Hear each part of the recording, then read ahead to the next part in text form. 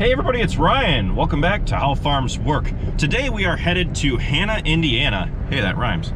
We are going to be meeting Keith Werner of Werner Farms. And I'm actually headed to Indiana for a whole separate reason. I'm heading out to film a video that's going to be posted, could be anytime next week or this fall or winter. Not totally sure. I have pretty much every single camera that I own in the car with me. And I'm heading out to shoot a video that I think you guys are really going to enjoy, but that's going to be in a completely separate video. So anyway, since I'm headed out to Indiana, I am going to stop by Werner Farms, meet Keith Werner, and check out their equipment, see their lineup, and talk to them about their operation a little bit. After that, we are probably going to, well, I have to go shoot the video, the big one, here to probably later today or tomorrow and the following day. But one of the things that I really wanted to come down to Indiana for was to check out the crops, and I wanted to see how the corn and beans are coming along. I've heard a lot about the corn and beans right now. They're pretty dry in southern Indiana. I would love to swing over to Ohio, but I don't think I'm gonna have the time to do so. But we're gonna see as many crops as we can. So far, everything is looking pretty good. I just crossed over into the Indiana border. The corn is about, I'd say about 8 or 9 feet tall, and the beans are very much green. So there isn't any signs of drought here. I know that parts of the state got some rain last night, but if the drought's been an ongoing issue, a little bit of rain isn't going to completely solve their problem. So what do you say we stop by Keith Werner's place and say hi? Some of the corn through here is looking pretty dry. I can see pretty far in some places, out where the pivots can't reach. So we're about 5 miles away, 5 miles or less from Werner Farms, and I pulled alongside the road, slightly trespassed on somebody's property, sorry, and then pulled out corn cob to have a look. 1, 2, 3, 4, 5, 6, 7, 8. So this ear is 32 kernels long by 16 kernels wide around. So it's not a real bad ear. Real tiny kernels. But overall, from the edge of the field, you can only see so much. But I noticed that there is quite a few dry areas out here. I don't think it's too terrible yet. But as we head further south later in the week, I think that we might be seeing a little bit more dryness. Yeet! I would definitely say that they need a little bit of rain. And by a little, I mean a lot. Oh man. From what I can see on the drone, you can definitely tell what fields are and aren't irrigated. So we got one field on the, I believe, north side of the road. Yep, that is not irrigated, and then the field to the south is irrigated. And it's hard for me to see on my phone, but I can still tell that there's quite a stark difference between the two. Now I imagine as we go higher, the corn without the irrigation is definitely irregular. The areas that had more moisture in the soil are definitely favored, whereas where it's irrigated, the corn is a lot more even. So I can definitely tell that in Indiana, the irrigation systems are definitely coming in handy. I know there's some areas that I drove by where it's just like, it's not even bothered. You shouldn't even bother harvesting them. I mean, you should just go through and chop it, because there's no, the corn in some areas didn't throw any ears. Well, it's enough for this location. We're gonna head over to the Werners and have a look. Wow. The seed corn ain't doing so hot. That bean field's pretty far behind, I'd say. Of course, I don't know when it was planted. Here we are, Werner Farms. conveniently right next to the railroad track. Werner Farms. All right, time to go say hi. Keith? Yep. Nice to meet you. Yep. Oh, quite the setup you got here. Yep. Say, I see I was doing a little bit of scouting. It's pretty dry here. Holy crap. Yeah, that rain that we got last, or well, that north of us got, you know, it completely missed us. Did it? Yeah. Wow. It's been dry for a couple weeks now, and yeah. Did the first start of the season, was it wet here too? Oh yeah. And it just dried up? Yeah, we were a month behind. Really? Yeah. Wow. Yeah. This is our place. You want to give me a tour? Sure. Where do you want to start? Anywhere. Well, we can start with the grain bins then, since we're right here. We built this setup back in '96 or '97, I think, and it's been a pretty good setup. The south bin there, that's a 20,000 bushel bin, and then the north bin there's a 42,000 bushel bin. Really? We built the north bin when we built this complete structure in the holding bin setup, and when we added the pit will hold just under 1,000 bushel. So we can come in here and unload almost a complete semi-load, and it's all automated.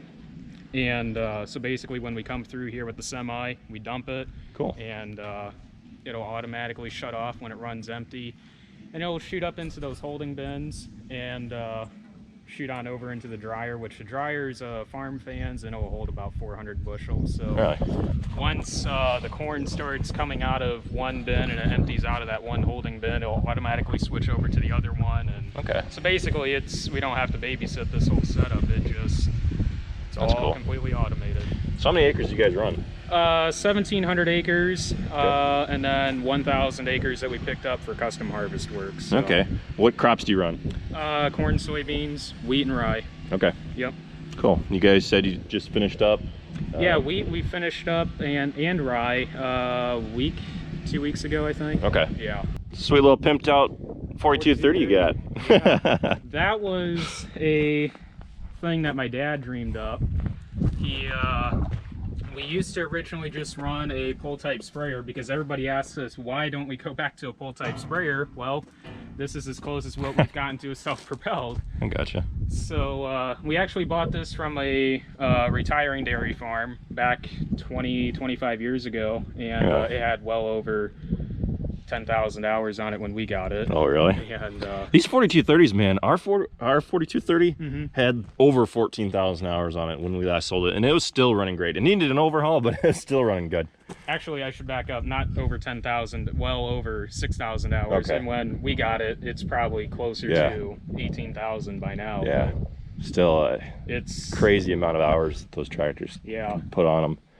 No, everybody laughs about it, but hey, it works. I mean, 60-foot booms in the front and 800-gallon capacity on it. I mean, it does a good job. Just the only thing is if we wish to do high clearance spraying, we can't really do it with this setup. But we can spray taller beans, but we would have to move the physical boom all the way up. We can't just hydraulically move it up. We'd have to unbolt it and move it up to another tier in order to spray beans that were waist high or higher. Really? But, yeah.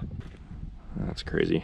Yeah, you can definitely tell what's non-irrigated and what's irrigated. Yeah, do you guys have any irrigation? Yeah, we actually have all of our pivots running right now. Do you? We actually started all the pivots today, and as soon as we got up this morning, because we knew right away when the rain didn't hit us, it's like, well, there is a chance possibly tonight, but you know, it's a pop-up shower, you know, you're not going to bank on that. So Well, I tell you, irrigation center pivots really pay off in years like this. Oh yeah, definitely. In our area, you just don't see any because of the soil type, but you go a little north, sandier soil, it doesn't hold any moisture, and next thing you know, you're seeing pivots all over. So actually, the funny thing is, this is actually the most irrigated county in Indiana. Really? And the only reason because of that is partly because of the sandy soil, and also all the specialty crops grown here, which actually pickles got pulled out of here last year. We used to have green beans in this area. Oh, really?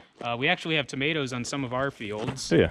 And we don't raise them ourselves. We run them out to a local grower, and then they in turn, you know, just raise them for a year, and then every 4 years they can put tomatoes back on those fields. But Oh, really?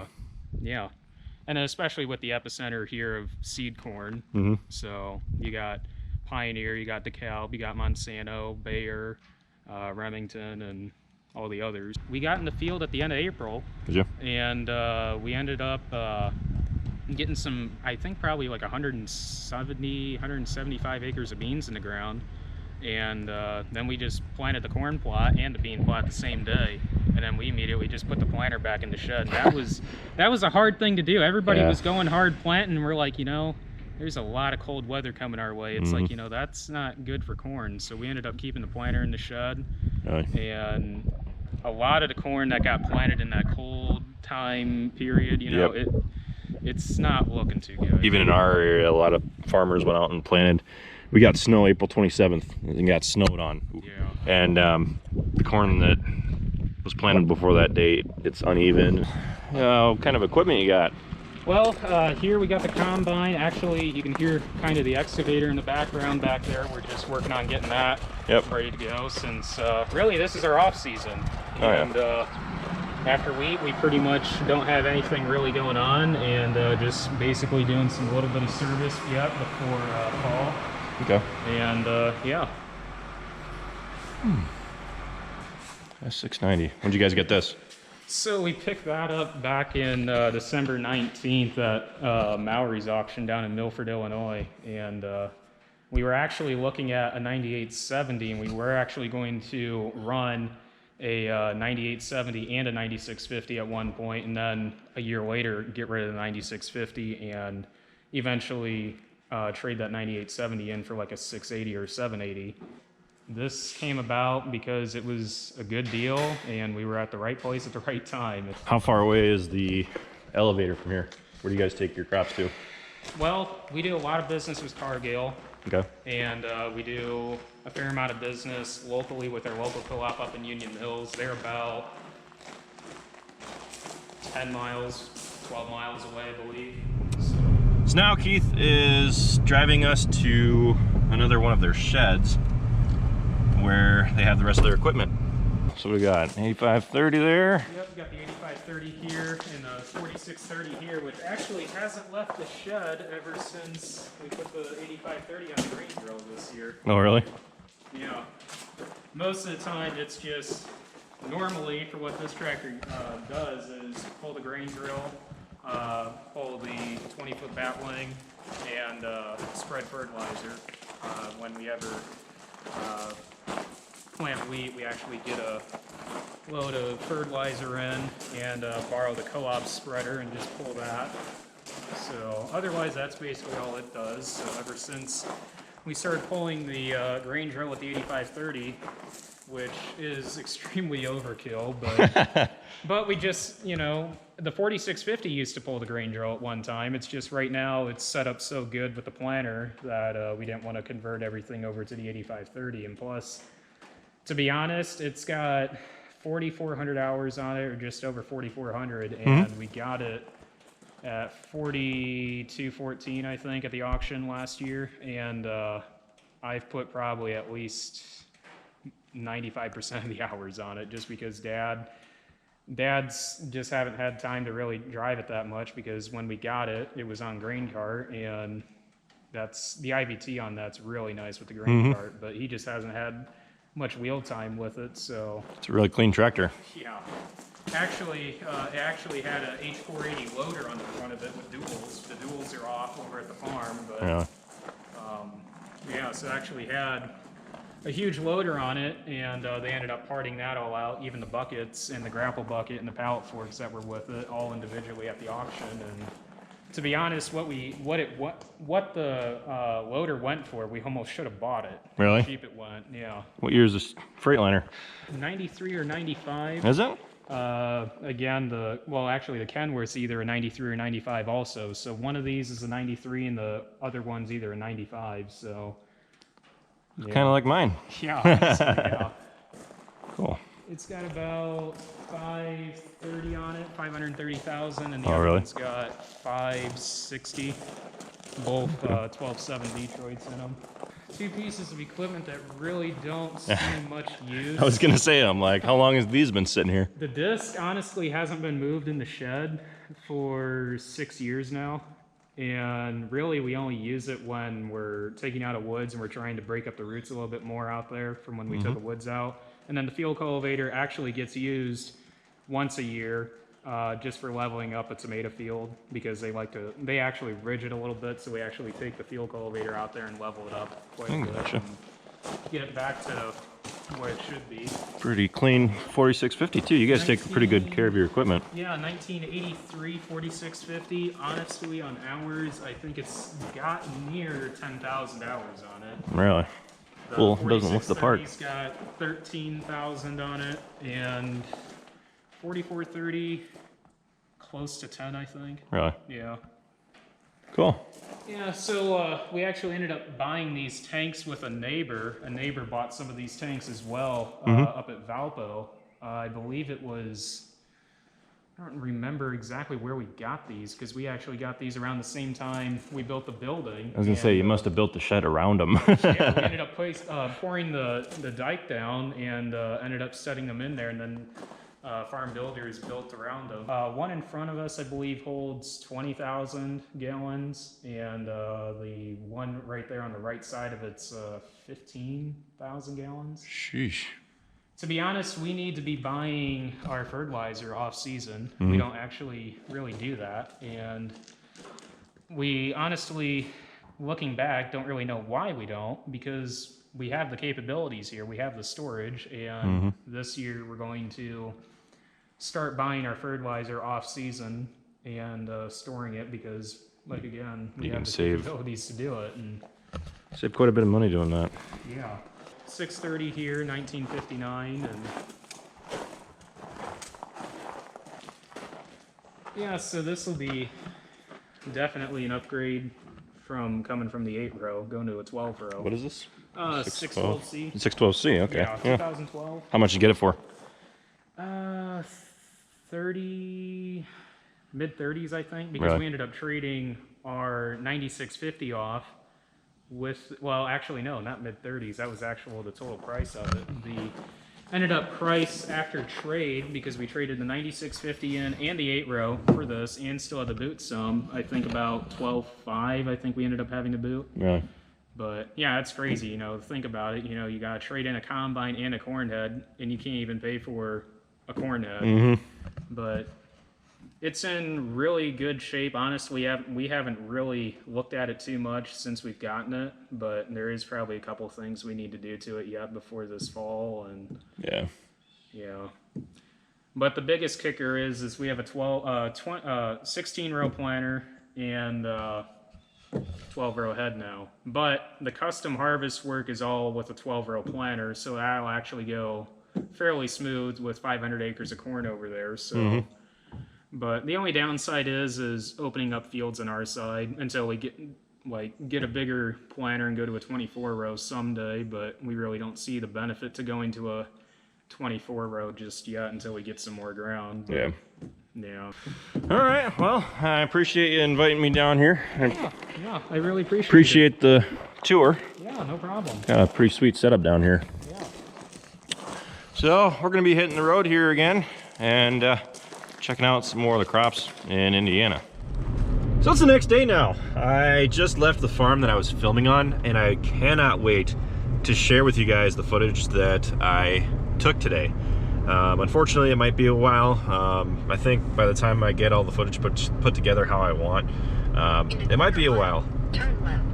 So with that, I am headed further down south in Indiana to see if I can stop by any other farms.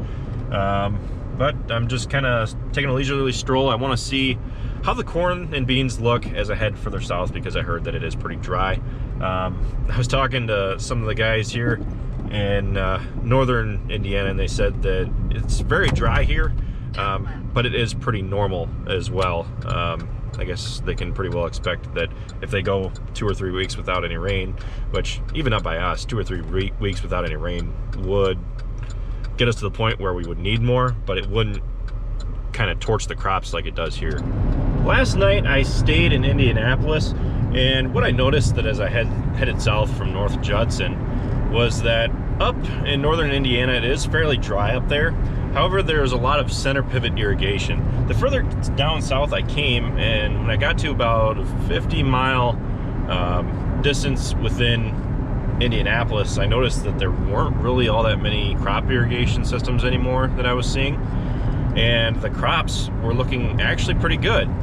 Unfortunately, I'm not heading further south down in Indiana. Well, I am heading south, but I'm going to Vincennes today, where I am actually going to be shooting again on another farm. And I am really looking forward to it.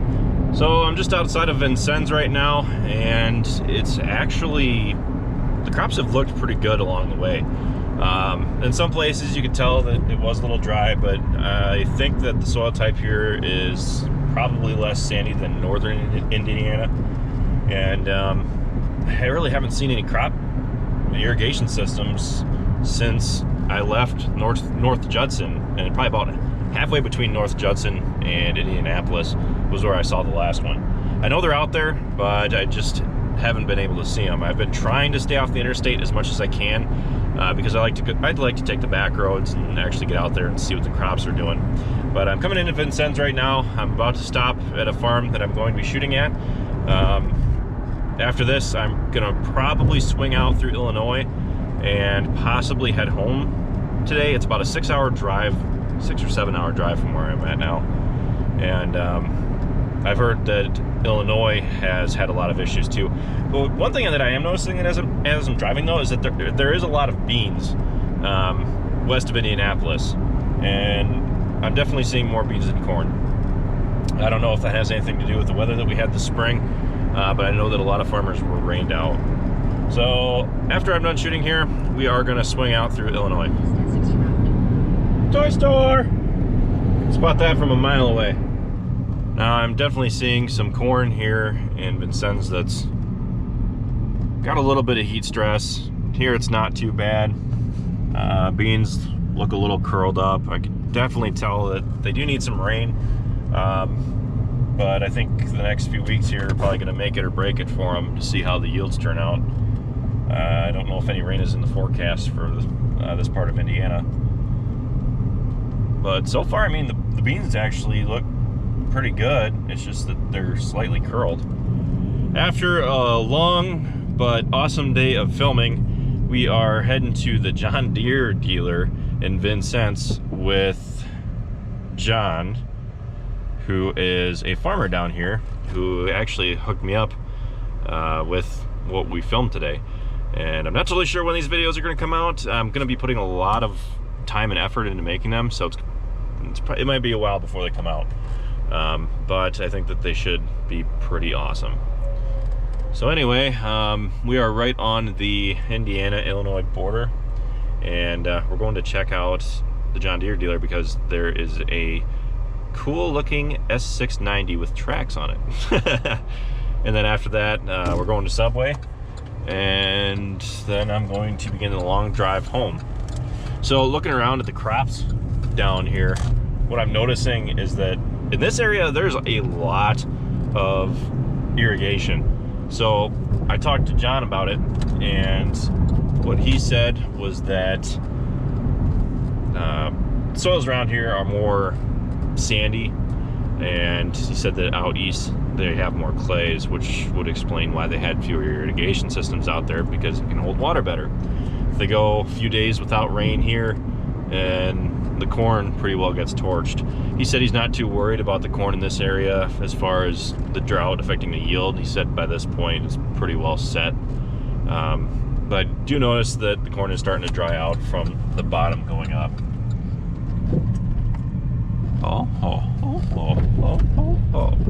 Oh baby, look at that 45-55.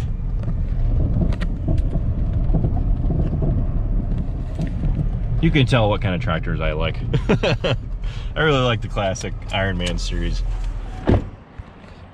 9400, 8295R. But most importantly,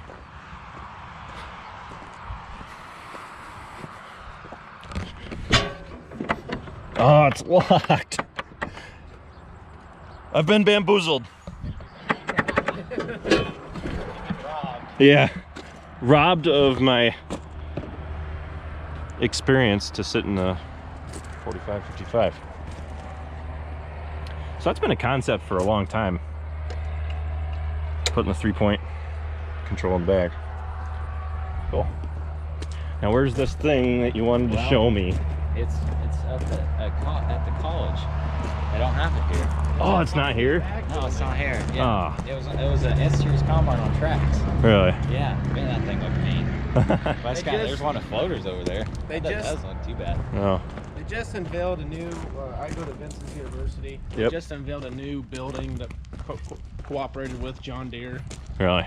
And they had one of, I don't know if they have two of these, but there was one of these up there and a combine machine with tracks too up there. Really? Ooh! An Underverfirth. You guys, I don't know if you've heard, but we're looking at bigger and better grain carts now that we have the semi. Oh, yeah. And this is right down my alley. Huh. 8235 R4. I think so. Slowly. So I could pull it. Oh, yeah. It might be first gear going up a hill. Yeah. At 2,000 RPMs. Yeah. They should really put the price on them out here so you don't have to go look them up. I don't know of any dealers that do that around here. I saw where you had the Case 210 that had the price tag on it. Yeah. I've never seen that at a dealership. No. I mean, I guess Sloan's our local one. I mean, I have seen them put the price tags on them. Oh, it's like a tow cable? And it goes back under the machine? Yeah, that's common farmers on around here like to just mud everything in, you know, especially so they have to pull a it spring out. like this. Oh, wow. And you don't pull from the front, you pull from the back. Or you pull from here, but it has the point hooked on the back. Really? I think. That's what some New Holland and Case machines around here have. It goes to there. Yeah, and that's where you pull it out from, Okay. basically. So I don't know if it's not strain the frame so much. but I think these have Cummins motors on them, I'm pretty sure. I better head to Subway. I better get on my merry way. Yeah. All right, let's get rolling. I just got done talking to John and Will, which they're featured in the upcoming video. But I have to fill up and then I'm heading home. It's a 5-hour and 20-minute drive to Kenosha, where Jamie is currently, or it is a 6.5-hour drive home. I could go to Kenosha. It's slightly shorter in the short term, but then it's another 2.5, 3-hour drive back tomorrow. So I don't know, just have to wait and see. It is currently 8:20 in Central Time, so by the time I get back it's probably gonna be pretty freaking late. So I'm gonna go into this marathon, probably get a couple Mountain Dews. I'm just kidding, maybe, and head out from here. Here goes. I wish that I could have driven back when it was light out. Unfortunately, I didn't really want to stay anywhere another night. I'm the kind of person who likes to, like, when I go places, I try to keep it like 3 days or less, or else I start to get anxious. I don't like to really be away from home for very long. But we're gonna probably head back, and if I get too tired, I'll just stop and get a hotel someplace. It's not worth falling asleep at the wheel at all. Well, it is currently 1:54 in the morning. I just made it to Kenosha, where I am staying tonight. So with that, thanks for watching this video, guys. Be sure to check out all of our other ones. Be sure to like, comment, and subscribe. And be sure to check us out on Facebook, Instagram, Twitter, and Snapchat. All how farms work. And with that, I'll see you next time.